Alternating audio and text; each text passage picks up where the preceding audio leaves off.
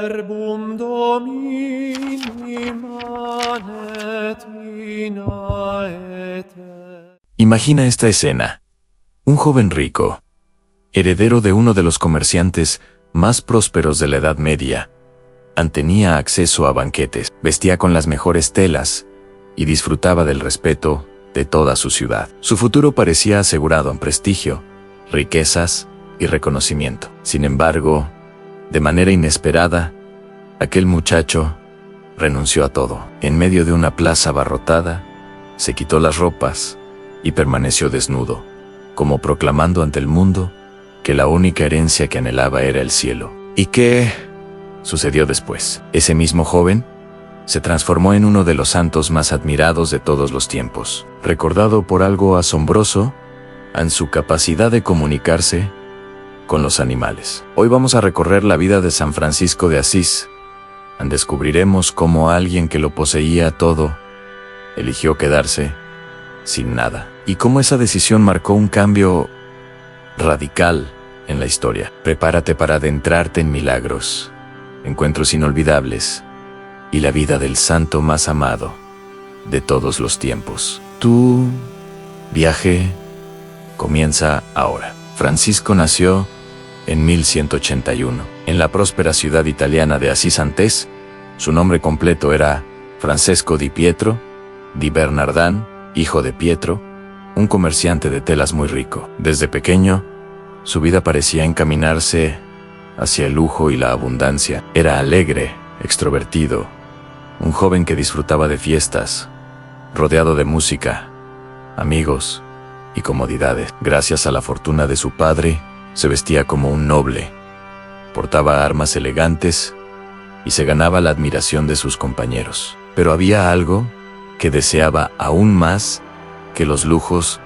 Soñaba con convertirse en caballero. Para él, la verdadera gloria estaba en el campo de batalla, en ganar honor a través de hazañas heroicas y victorias ante reyes y señores. Como muchos jóvenes de su condición, estaba convencido de que ese era su destino. La oportunidad llegó en 1202, cuando Asís entró en guerra contra Perugia. Con entusiasmo juvenil, Francisco se unió al combate. Sin embargo, la realidad fue cruel. Fue capturado y pasó un año entero prisionero en una celda húmeda y oscura. Cuando al fin regresó, estaba enfermo y debilitado. Aún así, no abandonó sus sueños de grandeza militar. Poco después, volvió a armarse con la intención de marchar hacia Apulia. En el camino, tuvo una visión. Una voz misteriosa le preguntó: ¿quién puede darte más, el amo o el sirviente? Francisco respondió: el Amón, y la voz replicó: entonces regresa a tu ciudad, y allí se te revelará lo que debes hacer. Francisco obedeció, abandonó sus ambiciones militares y regresó a Asís. Desde entonces, una sensación de vacío se transformó en una búsqueda espiritual que cambiaría su vida para siempre. De regreso en su ciudad, Francisco ya no era el mismo. El joven alegre y fiestero fue reemplazado por alguien que buscaba silencio, que pasaba horas en oración y que parecía estar tras algo invisible para todos los demás. Dos experiencias marcaron definitivamente su camino. La primera ocurrió en un camino solitario, cuando se topó con un leproso. En aquellos tiempos, los leprosos eran marginados y temidos, excluidos de toda sociedad. Francisco siempre había sentido repulsión hacia ellos, pero esa vez desmontó de su caballo, venció su miedo y besó la mano del enfermo. En ese instante sintió una alegría y una paz indescriptibles, como si por fin entendiera el verdadero sentido de la vida. El segundo acontecimiento sucedió en la pequeña iglesia en ruinas de San Damián. Rezando ante un crucifijo bizantino, escuchó una voz que le decía: Francisco, repara mi casa, que como ves, está en ruinas. Tomando las palabras de manera literal, vendió telas de la tienda de su padre para comprar piedras y comenzó a restaurar la capilla con sus propias manos. Su padre, enfurecido, lo arrastró ante el obispo. En aquel juicio público, Francisco renunció a toda herencia. En el atrio delante de los habitantes de Asís, devolvió sus ropas a su padre y declaró: hasta ahora te llamaba Padre, pero de ahora en adelante puedo decir con verdad: Padre nuestro, que estás en el cielo. Allí, desnudo y libre de todo, Francisco renació como servidor de Dios sin riquezas ni ataduras familiares.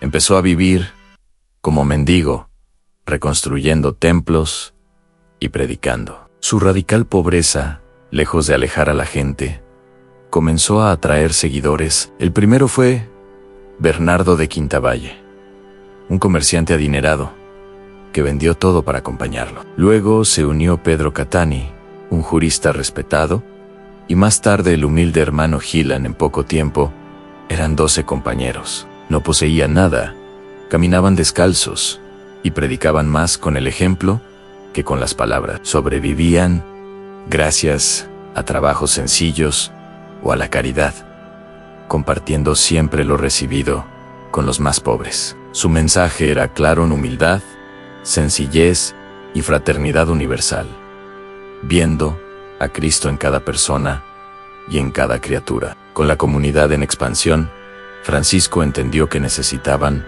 una norma de vida. Inspirado en el Evangelio, redactó una regla breve y radical: vender todo, darlo a los pobres y vivir únicamente para Dios.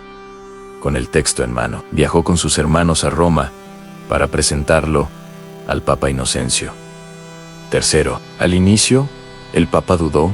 Aquella propuesta parecía demasiado extrema, pero la tradición cuenta que una noche soñó con la gran basílica de San Juan de Letrán derrumbándose y con un pequeño hombre que la sostenía sobre sus hombros. Reconociendo a Francisco en el sueño, entendió el mensaje, aprobó verbalmente la regla y bendijo a los hermanos. Así nació la Orden de los Hermanos Menores. La misión de Francisco no se limitaba a los hombres. Para él, toda la creación era parte de la familia de Dios. En animales, plantas, ríos y hasta el fuego reflejaban lo divino. Entre sus relatos más célebres está el sermón a los pájaros. Al ver una bandada, los llamó hermanos y los invitó a alabar a su Creador. Sorprendentemente, las aves no huyeron, sino que parecían escucharlo, y solo se marcharon después de recibir su bendición. Otra historia inolvidable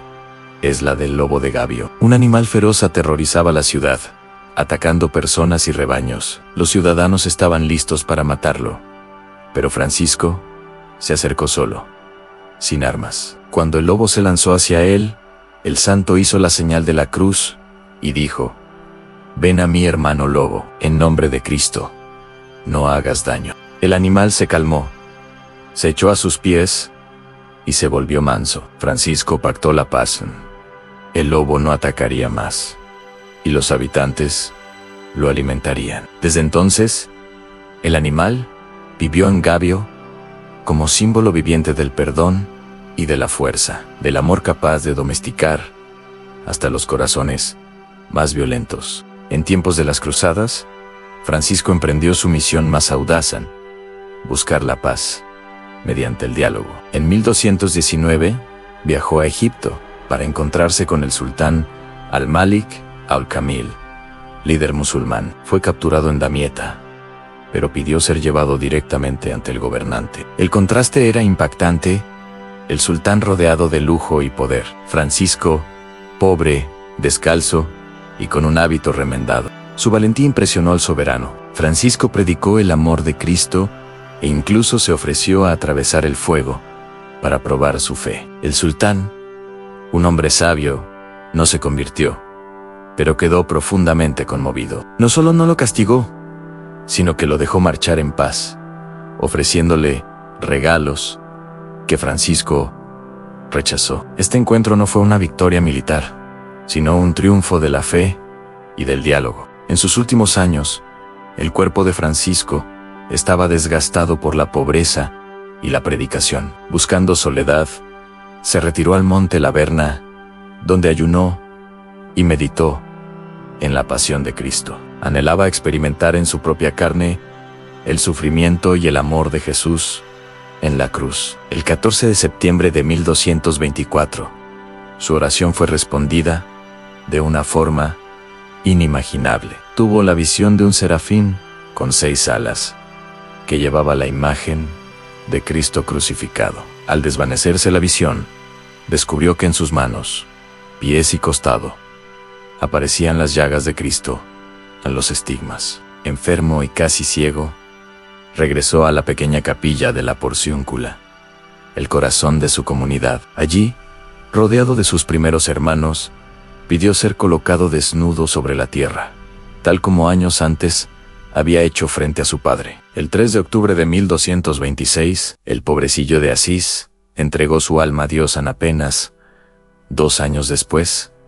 El Papa Gregorio IX lo canonizó. Francisco dejó mucho más que una orden religiosa. Su herencia fue un mensaje eterno, la pobreza como libertad, la sencillez como alegría y la creación como reflejo del Creador. Hoy es patrono de los animales y de la ecología, recordándonos que la fe y la naturaleza caminan de la mano. La vida de Francisco de Asís puede sonar a leyenda, pero fue real y nos invita a reflexionar. En una sociedad obsesionada con el consumo, la prisa y el poder, ¿cómo sería recibido hoy su mensaje? ¿Lo verían como un santo, un loco o un héroe? Si esta historia tocó tu corazón, no olvides dar me gusta a este video y contarnos en los comentarios qué enseñanza de San Francisco aplicarías en tu propia vida. Y prepárate, porque en nuestro próximo video revelaremos la historia de Santa Rita de Casia, la santa de los casos imposibles. No querrás perdértelo.